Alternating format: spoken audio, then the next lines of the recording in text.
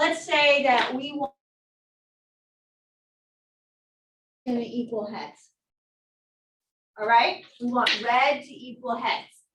Okay, so we should see then if, let's see, there's 1, 2, 3, 4, 5, 6, 7, 8, 9, 10, 11 people in here.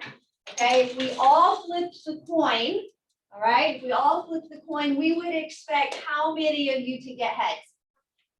Half, right? So we would say 5 or 6 people should get heads. All right, I want everybody to flip a coin. Do you have a coin? Okay, I have to get one. Okay, I want everybody to flip their coin and record what you get.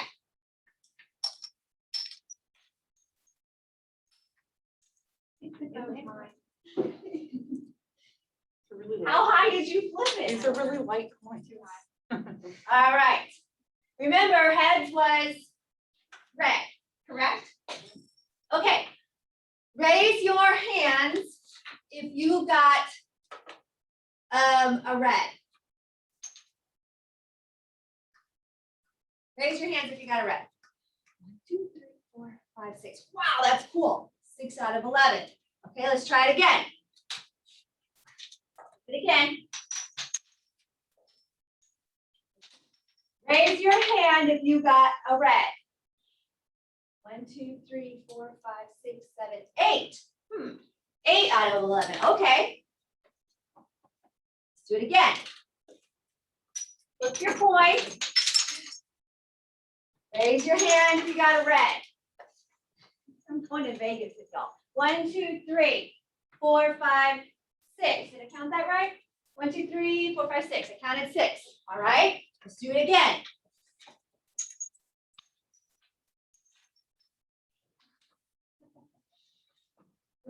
Shelly, did you get heads again? Oh, wow. Okay, raise your hand if you got it. 1, 2, 3, 4, 5, 6, 7. 7 out of 11. Let's do it one more time.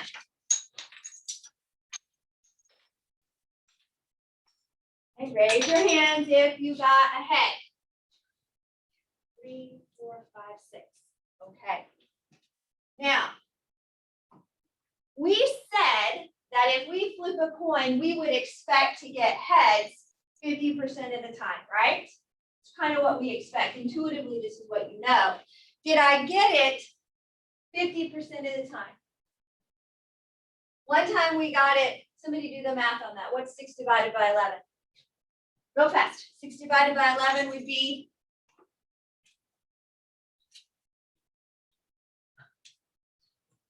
0.54. What is 7 divided by 11? 0.63. What's 8 divided by 11? 0.72. All right. So in 5 tries, we got 3 of them that ended up at roughly 54%, right? Okay, that's pretty close. We got 1 of them that was at 63%, and we got 1 of them that was at 72%, right? Why weren't they the same? If we know that the probability of something happening should be 50%, why are we not getting 50% every time? There's a chance. Okay, Like, because it's you a can't- chance. You can't just, it's not always gonna end up perfect. All right, right? Real world says that it maybe isn't going to always be perfect. That's right. So we have this kind of fluctuation idea going on right here. So how do we then talk about, how are we able to talk about a probability being 50% if we know that it is not always going to be 50%? You add the word approximately. We add a wiggle word, right? We add a wiggle word. Close. That's a close. We have the idea here that we have something called the law of large numbers. Now, the law of large numbers states that as we repeat the process, right? If we repeat our repetitions of our event, so of us flipping a single coin, all right, as we repeat that process, the proportion, right, the ratio of observations, the proportion with a certain outcome is observed gets closer to the probability of the outcome. In other words, the number of times that we would get a head out of our single coin flip, while it may vacillate or oscillate around these numbers ranging, eventually it's gonna flatten out. And it says the more times you do it, right? The more times you do something, then the probability gets closer and closer and closer to what we expect it to be.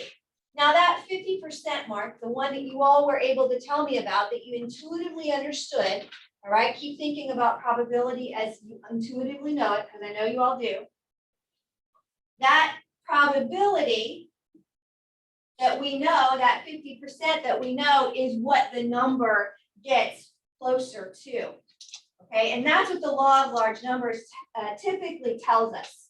All right, so let's go here and let's see what would happen if I were to, and if y'all aren't on StatCrunch while I'm doing this, make sure that you get on StatCrunch. You would go ahead and click around.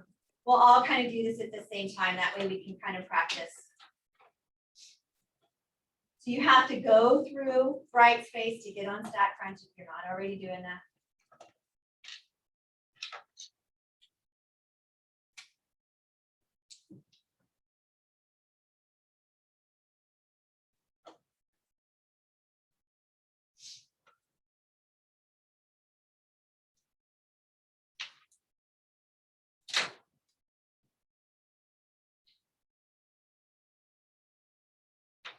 All right, and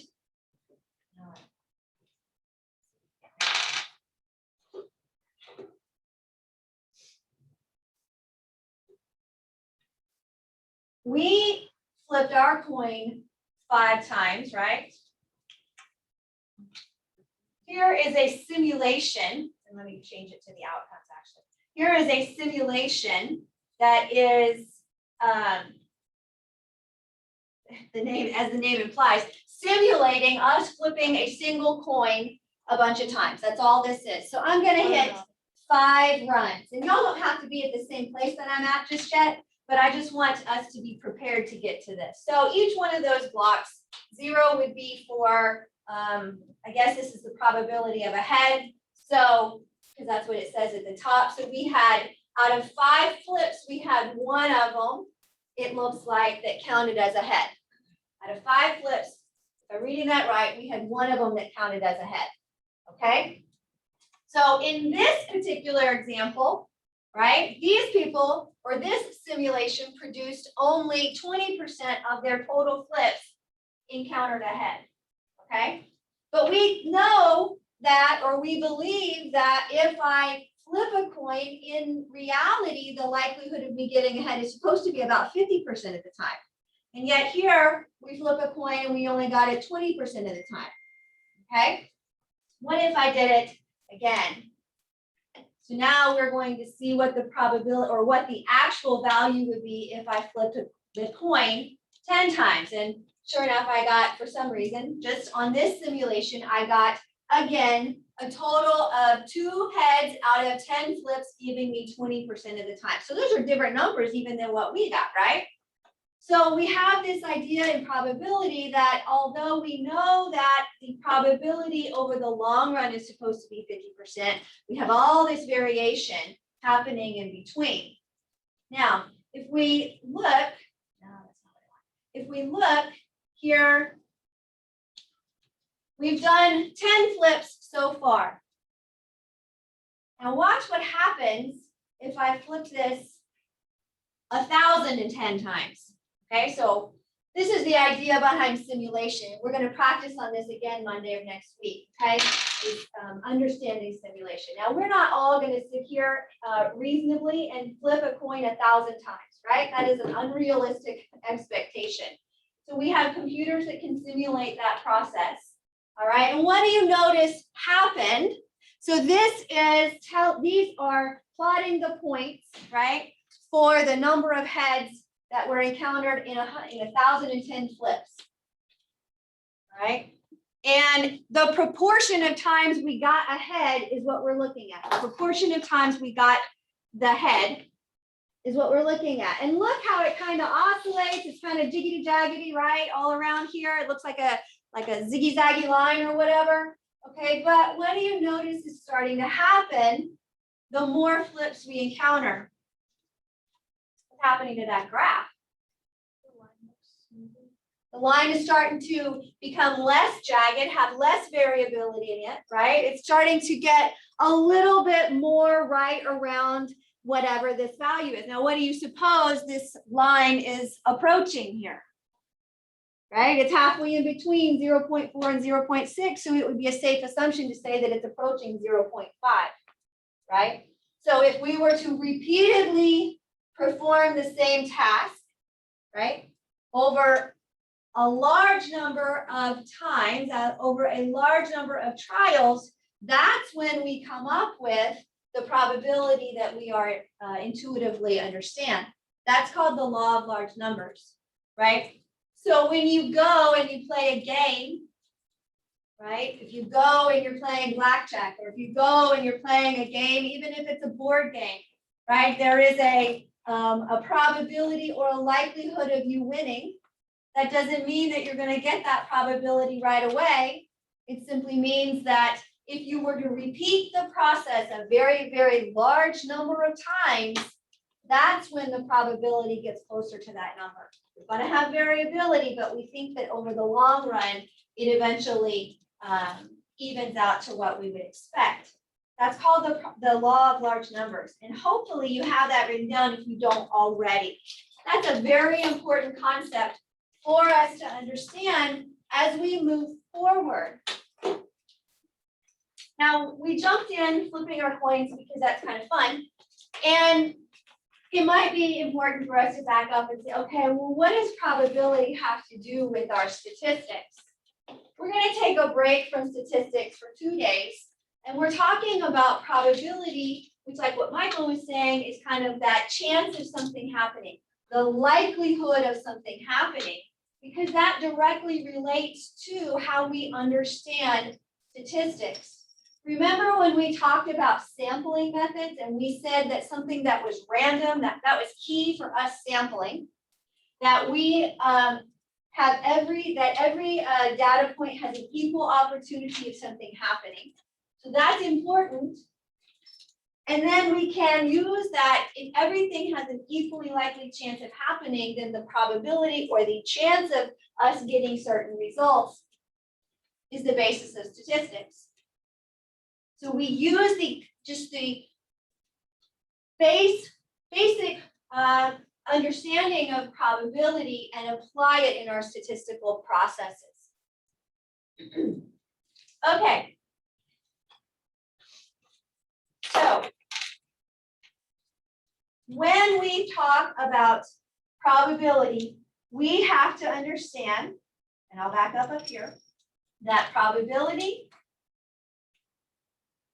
the key point to probability is that it is the likelihood of observing an outcome, It's the likelihood of observing that outcome. It's the chance of us observing that outcome. Right? It's how likely that event is to happen. It doesn't mean that that happens that way every single time, but it's what we go for.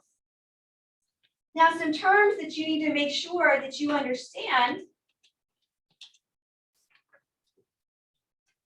are these 3 ideas here. We have outcome, a sample space, and an event. Those are just some definitions that we would have. Outcome, sample space, and event. And the outcome would be the result of our experiment. You need one too? Okay. The outcome would be the result of our experiment. The sample space would be all the possible results of our experiment. And then the event is the collection of those outcomes.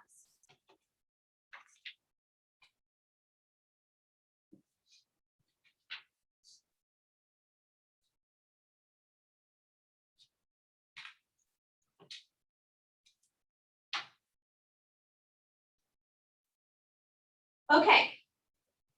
So let's kind of define these terms through an example. We want to toss a coin and roll a dice. All right, we want to toss a coin and we want to roll a dice. Now, I want to know what is the likelihood of getting heads and an even number. What is the likelihood of getting heads with an even number?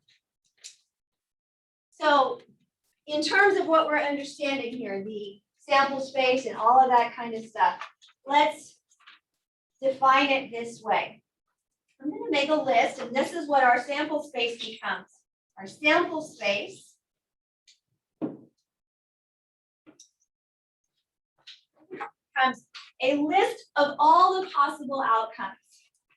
So if I toss a coin and I roll a die, a single die, all right? If I toss a coin and roll a die, I could get tails for the coin and a 1 for the die. So a tail and a 1. I can get a tail and a 2. See where I'm going with this? All right, I can get a tail and a 3, a 4, a 5, and a 6, because there's only 6 sides on the die that I gave you, right, or that you have. Now that only partners the tail side of our coin with the 6 sides of the die. So we need to go back through and come up with that process one more time. We would have a head, 1, 2, 3, 4, 5, and 6. Okay. Now, how many values do I have written there in that subset? How many options do I have? 12. I have 12 options, right? I have 12 outcomes is what I'm trying to say. I've got 12 outcomes that can come up. And of those 12 outcomes, we're trying to figure out what is the probability. So we're going to practice writing it just like this. What is the probability, capital P, of a heads and even? I'm kind of abbreviating that, but this is important. Capital P is going to stand for probability. We're going to add on a whole bunch of more variables dealing with P as we move through the semester. So understand, we will consistently use capital P as the probability of something happening. And the question is saying, what's the probability of getting heads and an even number? The and is very important for us because it tells us how do we perform it in just a minute. We'll get into that in a second. But so what I've done here is I have the sample space, which lists all the possible outcomes. The event that I'm looking for is heads and even. That would be the event.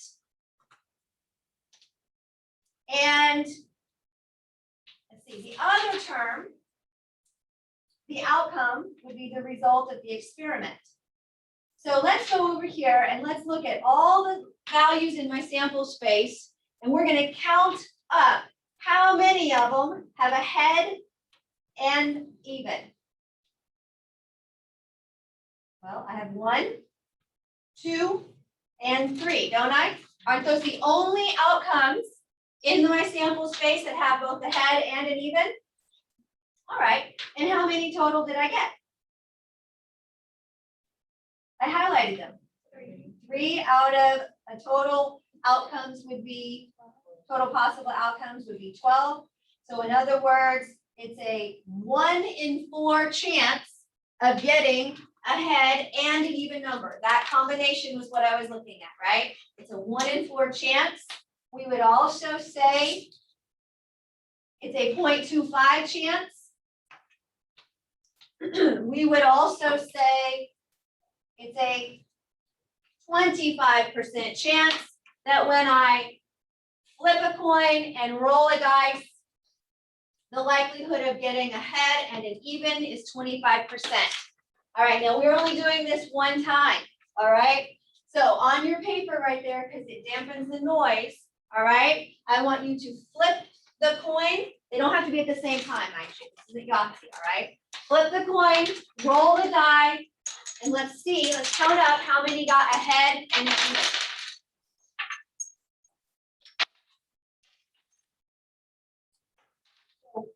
We have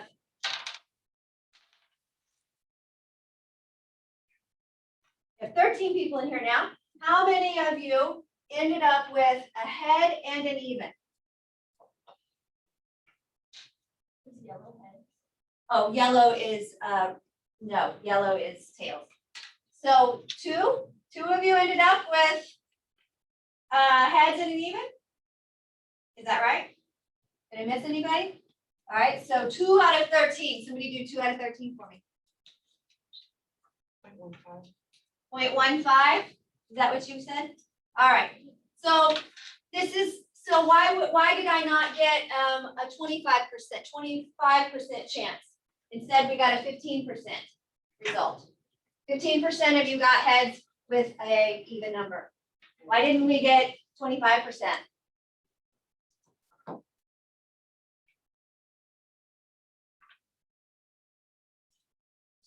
Because it was our, it's our first time, our first roll, right? All right. The law of large numbers. And the law of large, so it goes, y'all are both saying the same thing. He's just going a little further. Yes, it's a- You get closer to your desired outcome the more you do it. yes, the desired outcome is 1 in 4, 25%. Law of large numbers says the more times I do it, the closer I'm going to be in the long run, right? In the long run, I would expect the results to be a 1 in 4 chance. 25% of it in the long run will result in a head with an even. So when you only do it once, when you only do it 10 times, when you only do it 20 times, you have a lot of variability in your answers, right? It's not always going to be the exact value, but we know mathematically from the law of large numbers, this is where we can say, okay, I predict that if I were to repeat this process 1,000 times, then I get closer to this number, okay? If we were to repeat it 1,000 times. All right, so that's the law of large numbers. And that is our idea here. Now, what we just did, and I gave you a paper that I believe has these different definitions on there, right? Doesn't it tell you, doesn't it define at the top empirical, classical? Yeah, it does. Empirical, classical, and subjective. So empirical, notice it says that it's based on the outcome of an experiment. Y'all underline that word for me. Empirical method, the empirical method of finding something means that you perform an experiment. They both start with the letter E, right? That's how I always keep them straight. So when you perform the experiment and you count up your outcomes, right? When you count up your event over the outcome, that's an experiment, and that's the empirical method. The classical method is where we take the number of ways the event could happen, right? It's listed for you on that paper.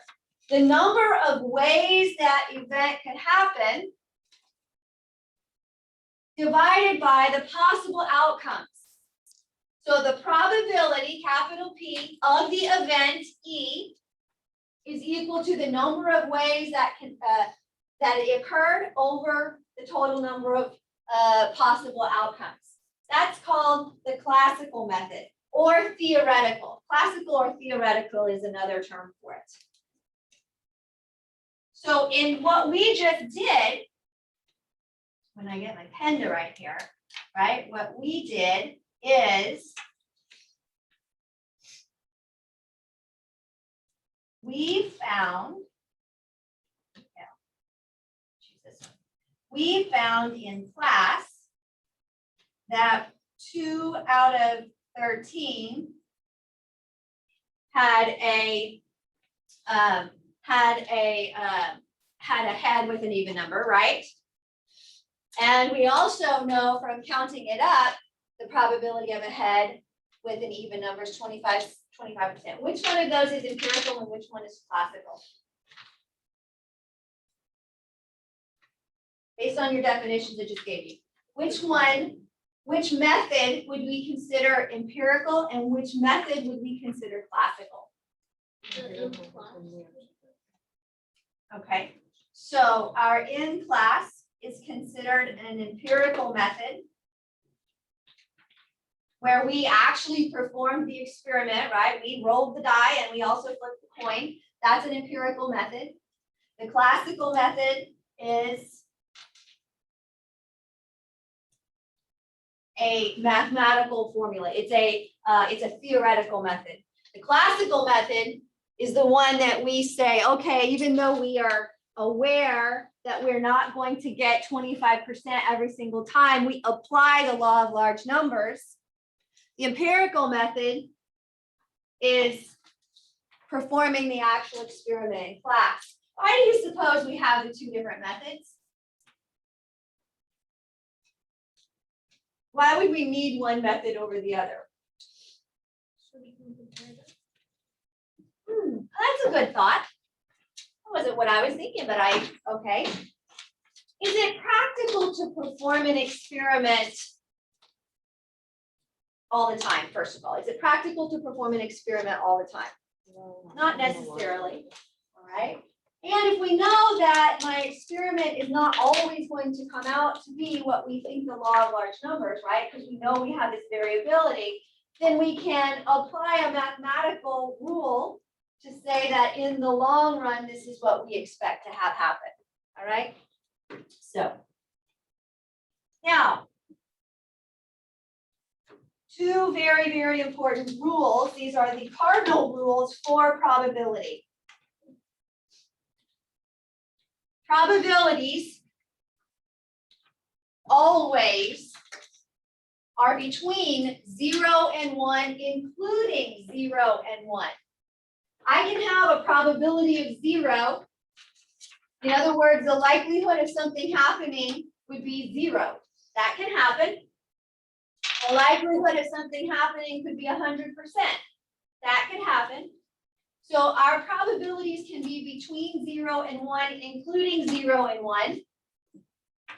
But it will never be more than 1, and it will never be less than 0. And when I say 0 and 1, I'm also indicating 0%, 100%, okay? And the sum of the probabilities will always add up to be 1. Just like the sum of our percentages add up to be 100%. So probabilities and percentages, they're pretty much related. Now I've already defined for you how we calculate based on the classical method, the probability of an event. We're going to use capital P. We're going to put the event in parentheses, and then we count up the ways it occurred and divide it by the possible outcomes that we can have. Okay? That's pretty much how we're going to do this, whether we're talking about classical or empirical, really. So here I have, in the interest of time, here I have the sample set, right? Here I have the sample set of rolling a pair of dice. That's the sample space. So in my sample space that I have here, that's called our sample space. What is a sample space again? It's a list of all the possible outcomes. Okay, so if I have two 6-sided dice and I roll them, these are all the possible outcomes that I can have. A 1 and a 1, a 1 and a 2, a 1 and a 3, and so forth. All right. There are 36 possible outcomes here. All right, there's 36 possible outcomes here. Now, I want to know, and we'll just calculate this theoretically. And then we'll practice, we'll have a little bit of fun doing it empirically. So to do it theoretically, over here under the theoretical side, I'm gonna write the probability in the question said, what's the probability of rolling a 7, which is the one we think is the one that throws you out of the craps game.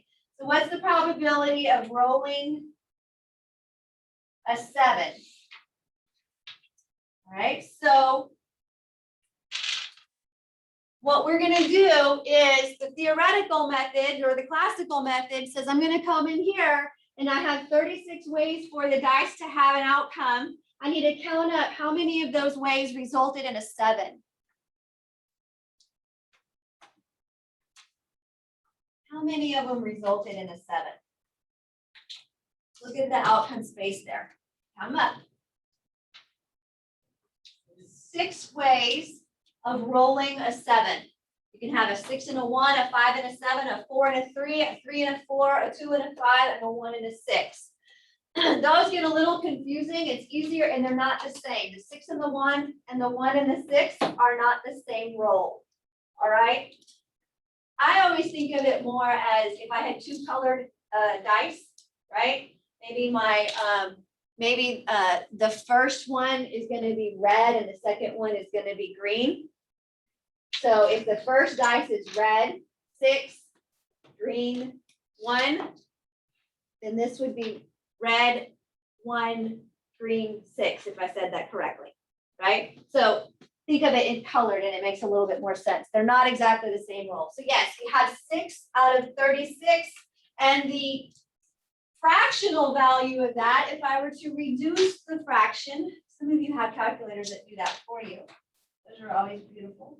But if I divided both top and bottom by the same number to reduce it, I would get 1 out of 6, or in other words, 0.167.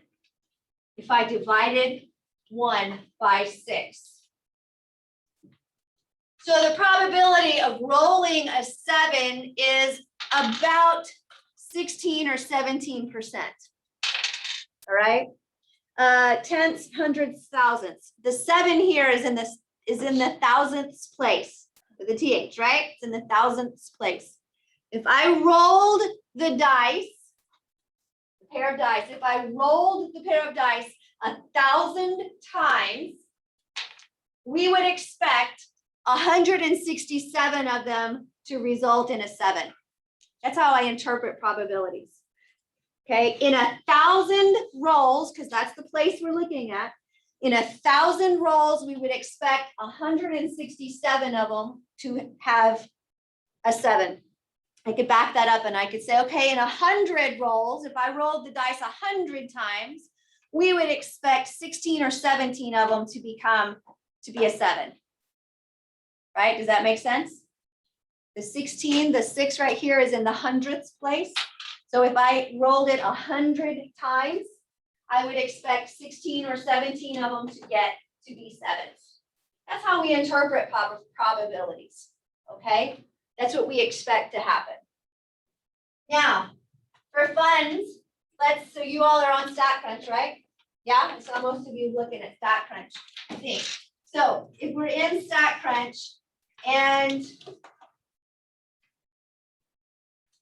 we go to, if you go to simulation, if you go to Applets, Applets, simulation, we're rolling the dice, right? Rolling our dice. Let's see what we get. How many dice? So let's see if we can do the empirical method, which is our experiment for this exact same question. How many dice are we rolling? 2 6-sided dice, right? Because there's more than 6 sides on some dice. And I'm going to come down here and I want to change the sum because I want to know how many of these rolls are going to add together to give me 7. Just 7. Okay. When I click compute, it brings me to that screen over there. And if we wanted to roll this, let's say 10 times, right? I want a sample size of 10 times. So you are simulating taking the dice and throwing them out 10 separate times. So I want everybody to click the 5 runs and then click it again.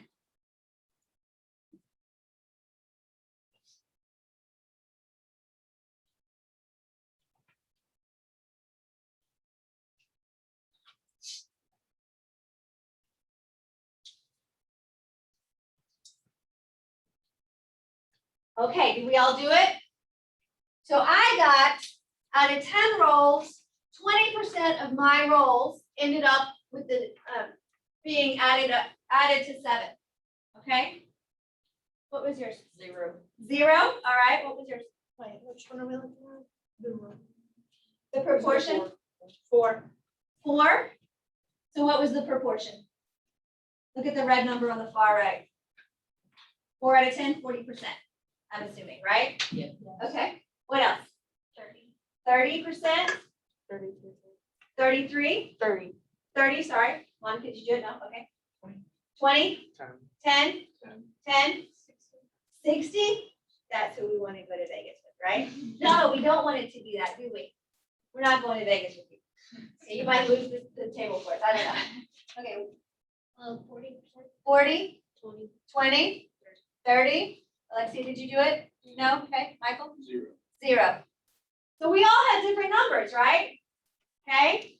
But the theoretical method tells us that, all right, I can expect 16 or 17% of them to be 7s.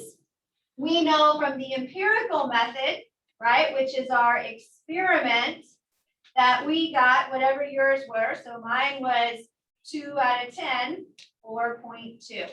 Just, I want you to be able to understand the differences between empirical, performing an experiment, theoretical or classical, which is just counting up the possible outcomes.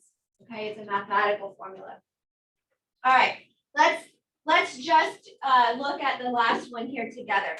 The theoretical, I want you all to figure out what's the theoretical or the classical probability of rolling snake eyes. Snake eyes is 2 1s. So on your paper, I want you to write this down. The first thing that I want you to write down on your paper is what's the probability you're looking at. So capital P, both 1s. Unless you want to put snake eyes. Some people don't know what snake eyes are. Okay? So the classical method is the one I want you to calculate. Figure that out for me in both the fraction and the decimal form. And there's the possible outcomes that we have sitting for you right there on the screen.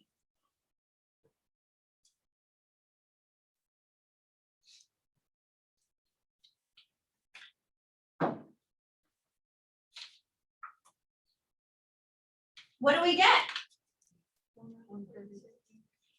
1 out of 36, right? There's only one possible way for you to roll a 1 and a 1. That's it. One way, 1 out of 36. Now, I think that does mean something special. What is 1 out of 36 in its decimal form? 0.028. I'm going to just go out one more time, right? So in 1,000 rolls, why did I say 1,000? Because I'm out here at the 1,000th place, okay? So if I interpret this, I'm at the 1,000th place. In 1,000 rolls, how many would we expect to end up being a 1 and a 1? 28, okay? In 100 rolls, how many would I expect to be? 2 or 3. 2 or 3, right? 2 or 3, okay? You see what we're doing when we interpret this? In 100 rolls, I'm gonna get 2 or 3 of them that ended up being snake eyes. In 1,000 rolls, I get 28 of them. It's still the same proportion, all right? It's just a different way to look at it. Okay, very good.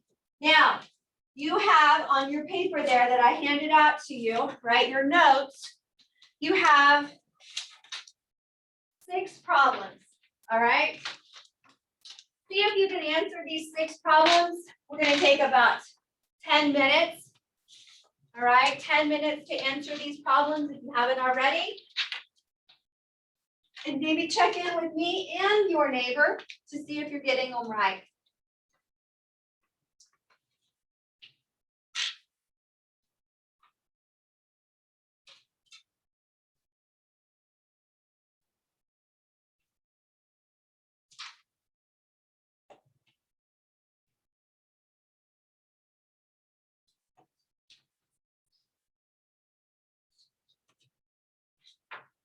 We're gonna take just a few minutes to answer these problems.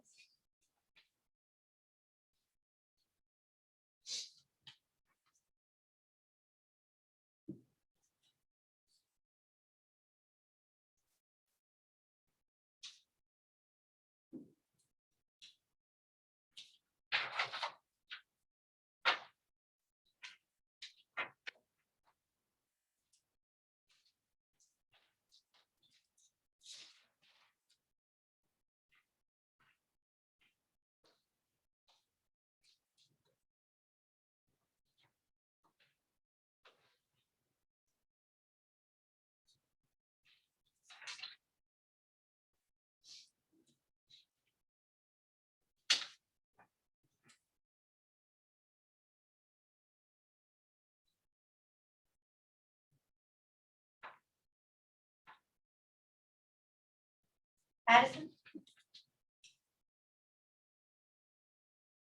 Noelle?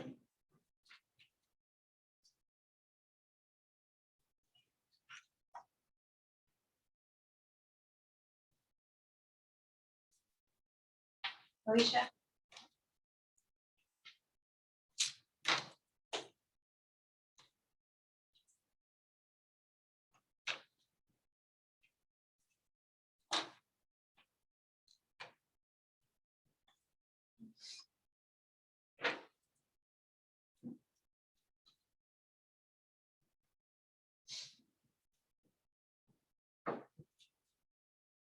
Julianne? Maggie?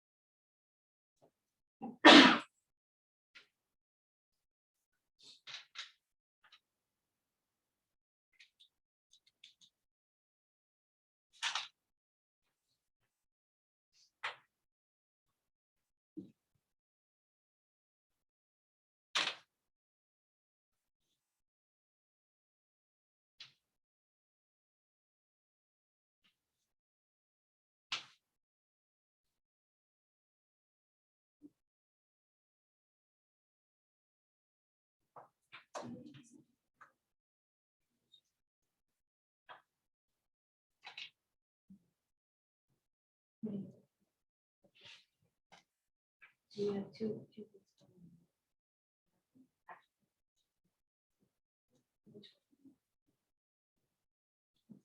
Oh, yeah.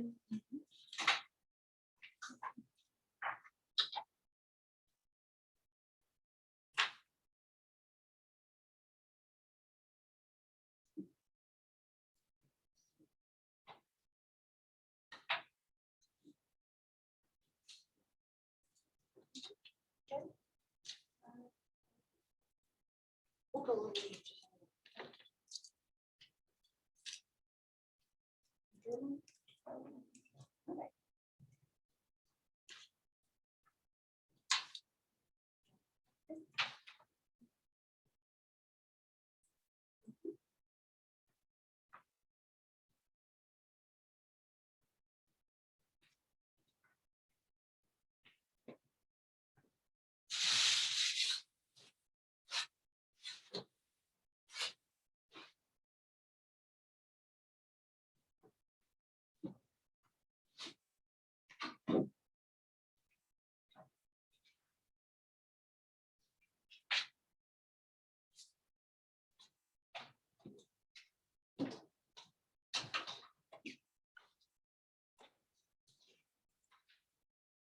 All right, we got done? Nay, nay, you need another minute?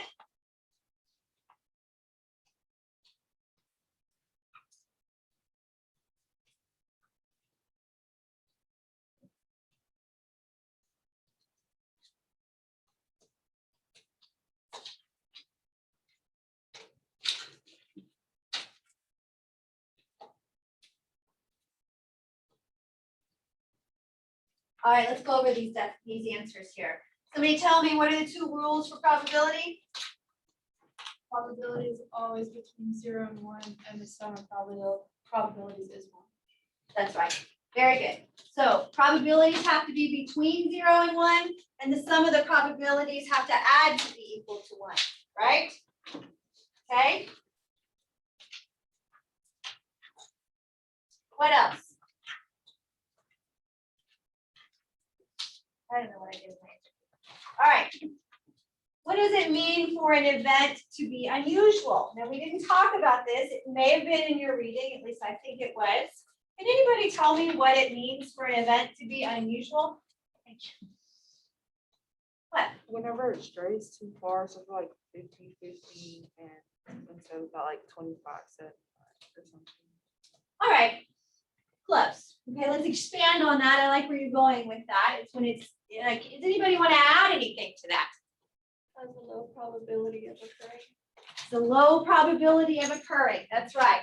Now, if we're thinking about if it strays too far out of it, remember when we did the empirical rule? In the empirical rule, we had those values of, 95% of the data occurred within 2 standard deviations of the mean, the middle. Remember that? So this is a way for us to say, okay, well, if you're not within that 95% mark, then the likelihood of something happening becomes unusual. All right. So that's where we have these values. That's what an unusual value is. A low probability of occurring. And typically you set this unusual event, right? This is defined by the experiment, and it's defined individually based on what you want to see happen, right? You base it on the type of event that you're doing the experiment on. Anyway, we'll talk about that later.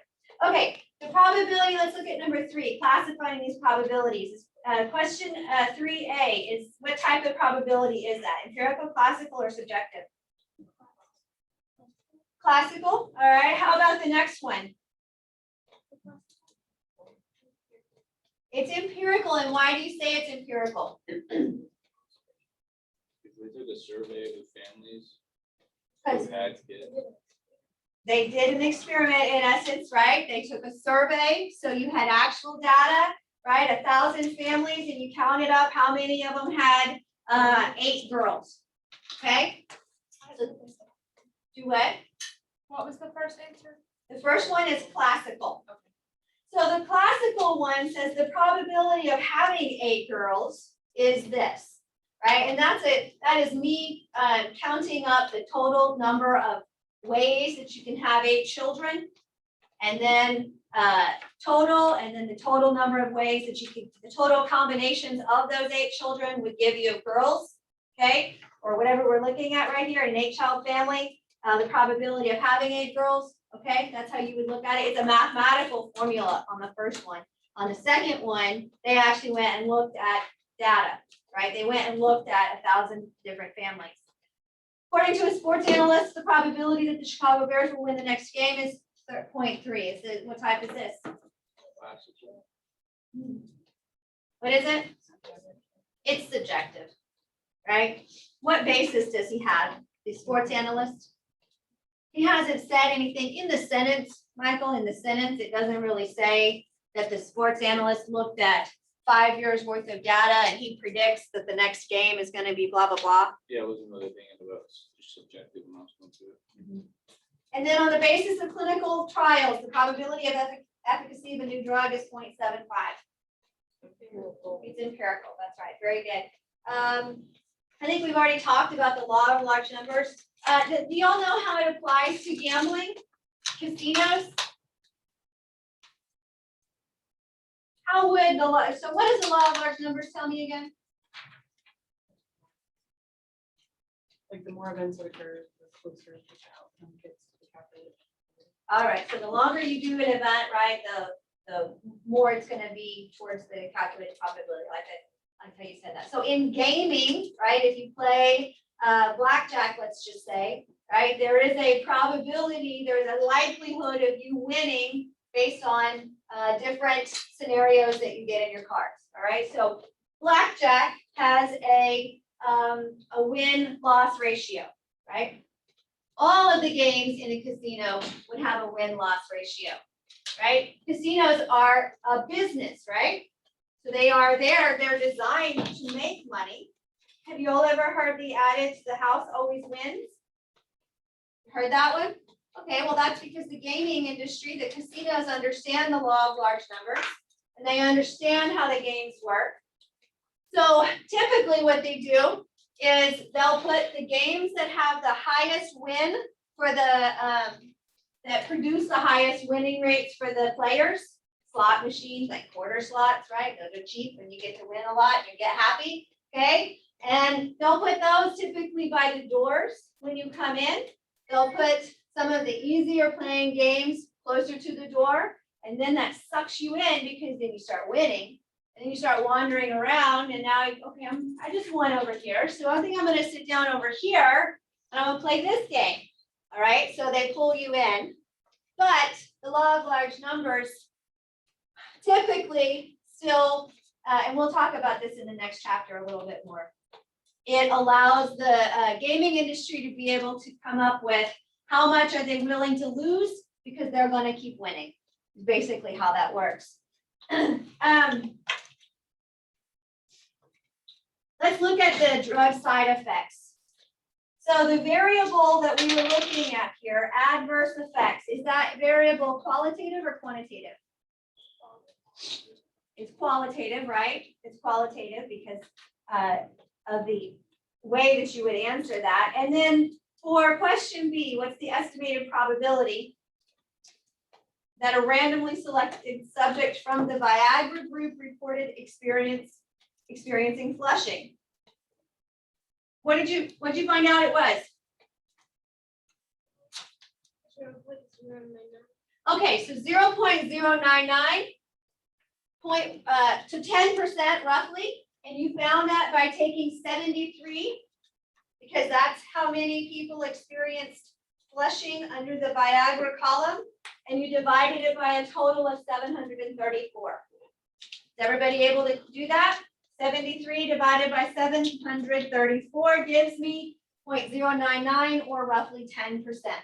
Would it be unusual for someone then who is in this, who took the Viagra, would it be unusual for them to say that they experienced flushing?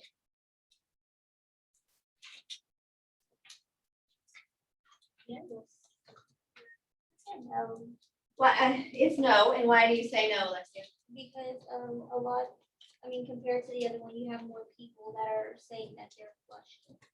So it's like, I don't know, I look at it as like if you use it, you're more likely to flush than versus not. Okay, That's how I thought about well, we can actually have a quantitative number. This is where that cutoff comes from. We are going to say that if it is less than 5%, right? If we have something that occurs less than 5% of the time happening, if the probability of something occurring is 5% or less, then it's unusual. All right, so we have this number. We're gonna say 5% is the cutoff number. It can change, but that's the number that we'll typically use. So if the probability is less than 5%, it would be unusual. If it's more than 5%, it's not unusual, because it happens 10% of the time for these people that take the Viagra. Now, look at the next one. What's the probability of experiencing flushing if you took the placebo? 0.009. Okay, or 0.0. 0.01, which would be 1% if I changed it to a percent. Okay, and we found that, Michael, you found that by taking what? I took the 7 and the placebo and divided it by 725, which was the subjects. So in the placebo, the total sample size was 725, and then you divided how many of those people said that they had flushing. 7 out of 725 is 1%. So would it be considered unusual for someone to say they had flushing? It would be, right? Because it's falling in that range of unusualness, okay? So if the subject reports flushing after receiving the treatment, what might you conclude? If it's a double blind experiment and you don't know who got what, but you got these results back, right? What could you conclude about the subjects that said that they were reported flushing? What type of treatment did they receive? They most likely received the Viagra, right? Because they're the ones who are more likely to experience the flushing than the placebo. Okay? Remember us talking about double-blind experiments? Okay? Okay. Now, something to consider. What type of table is that on your paper that I handed you? Would we consider that a frequency table, a frequency distribution, or would we consider it a relative frequency distribution? Can't hear you, I'll say it louder. Okay, frequency, because it just gives me the total counts, right? And you calculated then the relative frequency for the flushing for the Viagra versus the placebo. You calculated the relative frequency, didn't you? So anytime we take a table and we look at the relative frequency of that data, we are technically looking at the probabilities. Okay, does that make sense? Now, let's pretend that these were all the decimal representations. Each one of those columns was the relative frequency. All right, let's pretend that that's what that was looking at. What should that column add to be? Do what? 100%, or if we're just looking at decimals, it would add to be 1. Okay, now if we're still looking at this as decimal values right here, right, these would all be the relative frequency for the placebo column. What would I would want to look in that column to make sure every single relative frequency, every single decimal value that showed up there fell between what? 0 and 1. So if I end up with a relative frequency value that is less than 0 or greater than 1, then this doesn't work, right? You are not looking at what we would consider a probability model. All right, so the relative frequency table that we talked about in chapter 2 transitions to be a probability model in chapter 5. We just rename it, but we still look at the exact same things. Okay, it's a model. Now, let's come back to So what we looked at in, just now was kind of the base rules for probability, right? Just the basic understanding of probability. And we're only gonna spend time talking about 2 operations on our probabilities, okay? The first one we're gonna talk about today in the remaining part of the class that we have covers the addition rule. And then when we come back Monday of next week, we'll talk about the multiplication rule as well as simulation a little bit more. So the addition rule here, we have 2 important concepts that we have to talk about to be able to apply the addition rule. The first definition that we need to understand talks about disjoint, or in other words, mutually exclusive.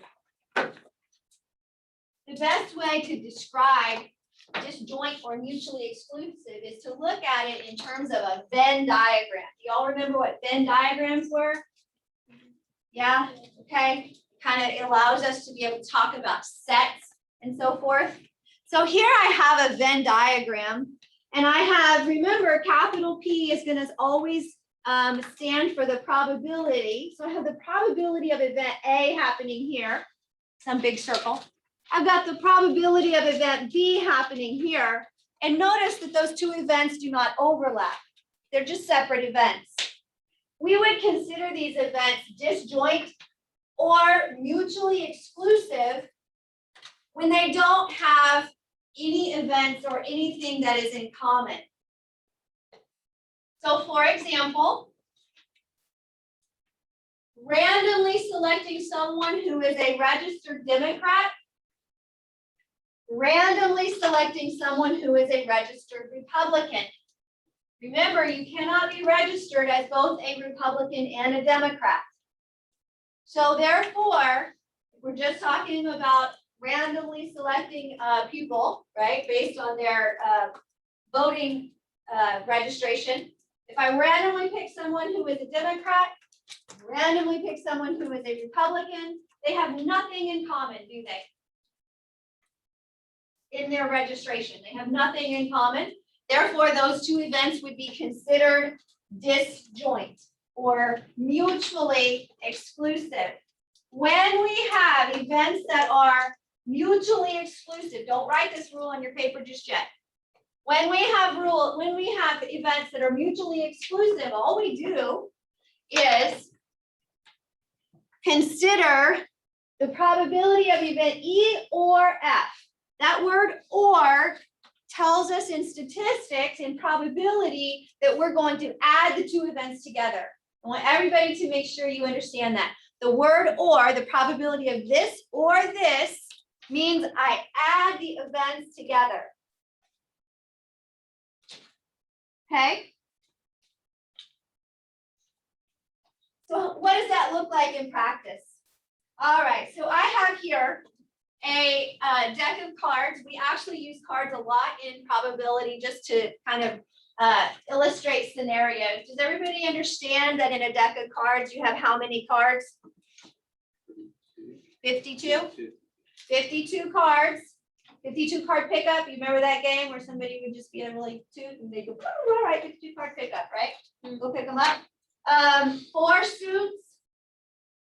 Shake your heads if you understand what I'm talking about. You know this already, or you need me to go over it? Okay, so we have 4 suits. You have 2 reds and 2 blacks, all right? The 2 red suits are going to contain hearts and diamonds. The 2 black suits contain spades and clubs, okay? Each of those suits, so each of the 4 suits contains 13 total cards. So there's 13 diamonds, 13 spades, 13 clubs, and 13 hearts in each of the suits.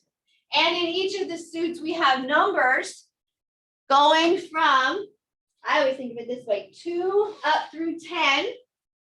You have your face cards, which would be Jack, Queen, and King, royalty, all right? And then you have your ace, okay? Typically, you see those on the higher end if you're playing parts, right? So that's where the 13 numbers come in for each of the suits, total of 15, or total of 52. So what I want to know is, what's the probability of a spade? If I'm only looking at the probability of a spade, then we're going to be writing these down and we're going to say, okay, the probability of a spade, capital P parentheses spade. How do I find that out? The theoretical or the classical method says I have how many total cards to choose from? 52. And how many of those cards are spades? So I would have 13 out of 52, which ends up being 0.25, right? All right. What's the probability of a red card? Probability of a red card. How many total cards do I have? How many total red cards? 26. So I would have 0.5. So far, the probability that we're calculating here is no different from what we did just a moment ago, right? I have single event happenings, right? I have a single question I'm asking you about. Red cards, spades. Now let's look at a face card. This is where you're going to ask yourself, in fact, look at the way that I have it printed for you up there. What is the probability of a jack, a queen, or a king? Did you hear me say that? Or a jack, a queen, or a king. So the probability of a jack, a queen, or a king is now going to be, what's the probability of a jack? 4 out of 52. Plus, what's the probability of a queen? 4 out of 52. What's the probability of a king? 4. All right, and if we know how to add fractions, or you change them to decimals, I don't really care. But to add fractions, we have to have a common denominator, which we happen to have here. So I add the numerators and I get 12 out of 52, or in other words, 0.23. We'll call it 0.23. Now, let me back up and say, I had 3 events here. I've got the probability of a jack, I have the probability of a queen, and I have the probability of a queen. Are they mutually exclusive? Could I be a jack and a queen at the same time? No, I can't be a jack card and a queen card at the same time, can I? I can't be a queen and a king at the same time, can I? That's what we mean by mutually exclusive. They cannot overlap.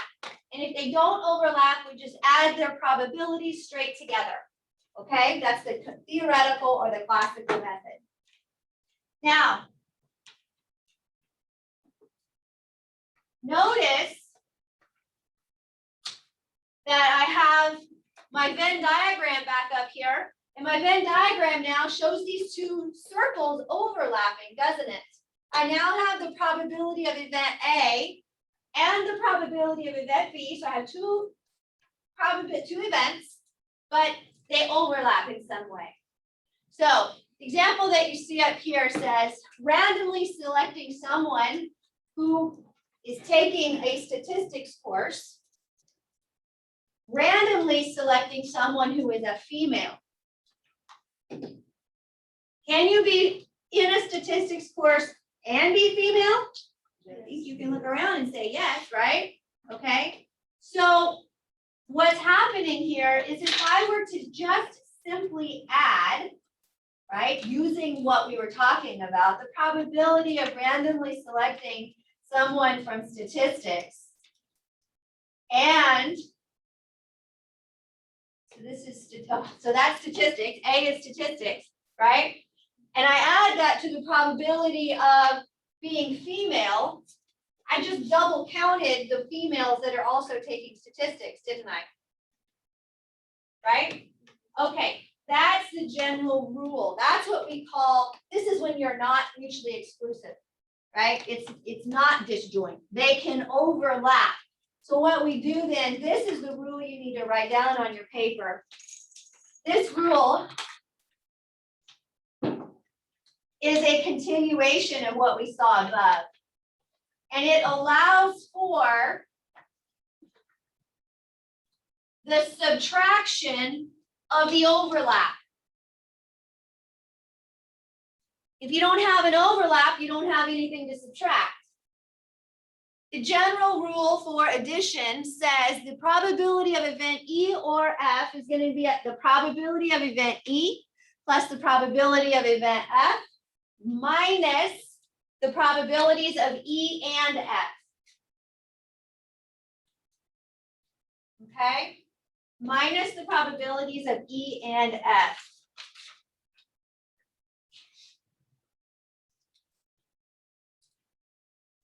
So let's go back to our card problem. And it says, what is the probability of drawing a face card or a heart? So I'm going to come in here and I'm going to write, what is the probability of a face card or a heart? Because I'm looking at the word or, even though it said it in the problem, I still want to try to consider it. This is going to be an addition problem, but before I move on, I want to know, can I be a face card and a heart? I can, can't I? Okay, so these are not mutually exclusive. So we are going to come in here and we say, what is the probability of a face plus the probability of a heart minus the probability of the face that's heart. That's also a heart, in other words. So what is the probability in 52 cards? What's the probability of a face card? How many total were there? Total, how many total face cards were there? 12 out of 52 cards. How many hearts were there? 13 out of 52. How many face cards were also hearts? 3. So 12 plus 13 minus 3 ends up being 22 out of 52, or 0.423. Okay. So the or in a statement means I add. You just have to check and make sure that your events are mutually exclusive, whether or not they're mutually exclusive, because you subtract off things that are eventually double counted. That's the general rule for our addition.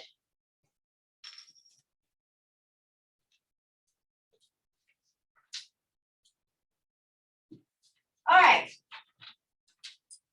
We're about out of time. So what we're going to do instead is we'll stop here and I'll extend this homework for the next week so that you can, but you still have an opportunity to get in this homework right now that's on 5.2 and work up probably about half of it. All right, that would cut down on what you have to do next week. When we come back together on Monday, we'll go ahead and cover the rest of 5.2. We'll cover the multiplication rule, which is 5.3, and do just a little bit of the simulation to understand where that's going. So we'll finish off next week. If you have, would y'all please put your coins back in my little bucket over here and your dice in my bag?